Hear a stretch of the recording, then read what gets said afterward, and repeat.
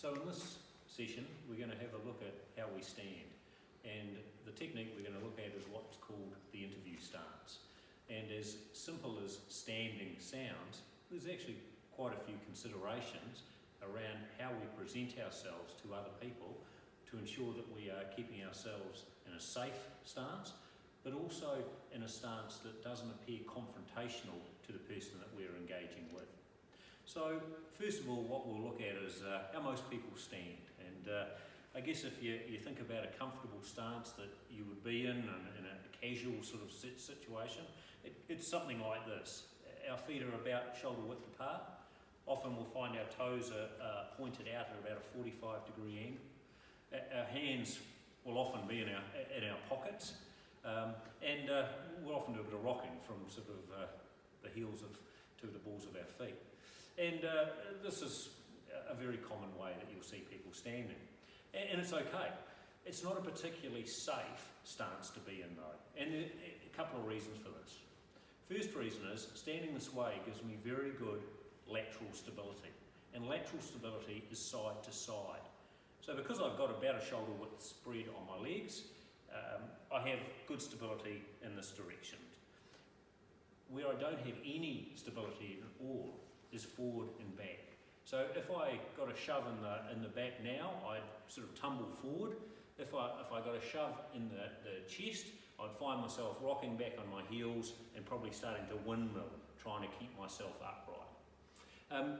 The other problem, so stability becomes a major problem. The other problem standing this way is I'm very front on to the person that I'm engaging with.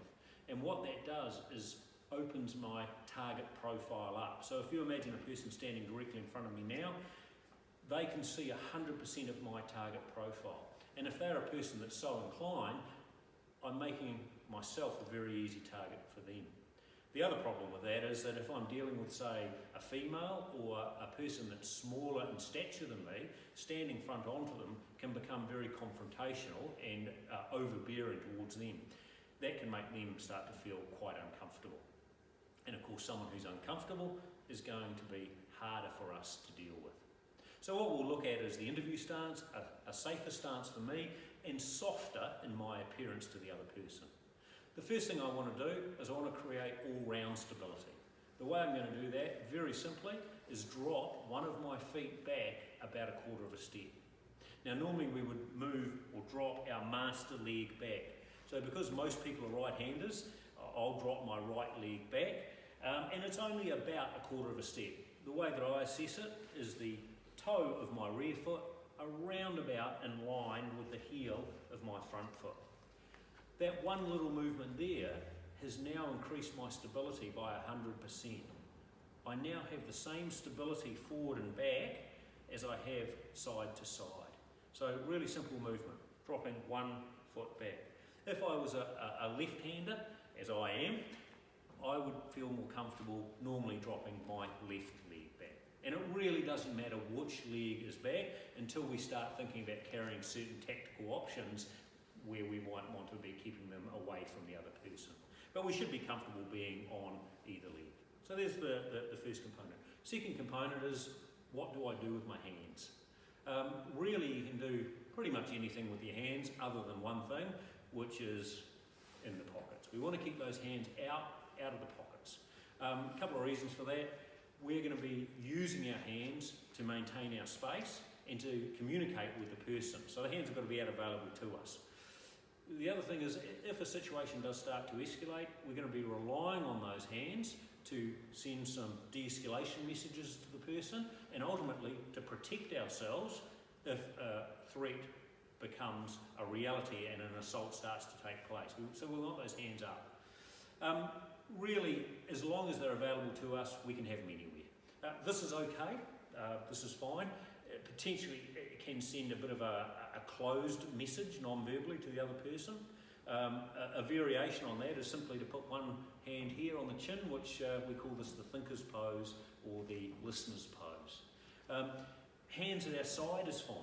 It's just that people often feel a little bit awkward unless they're carrying something like a clipboard or a folder or a notebook, but just here is fine. Probably the most common way I would stand when I'm engaging with someone is one hand simply over the top of the other one, and my hand's here in front of me.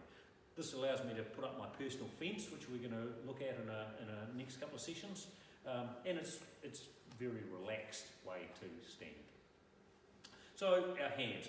The one I would be cautious of or just wary of is putting our hands behind our backs. The reason for that is subconsciously we will make the other person feel uncomfortable.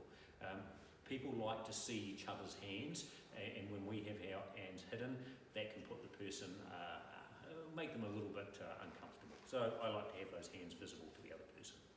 So they're the first two components. Last component, even if I have dropped one foot back and I have my hands available, you can still see here I'm still 100% target profile presented. So I'm still facing front on to the person and providing them with an easy target. The last thing we want to do is reduce our target profile. And to do that, very simply, we're going to blade our body. And to blade our body, all we're going to do is orientate our feet at a 45-degree angle while we look straight ahead at the person we're engaging with.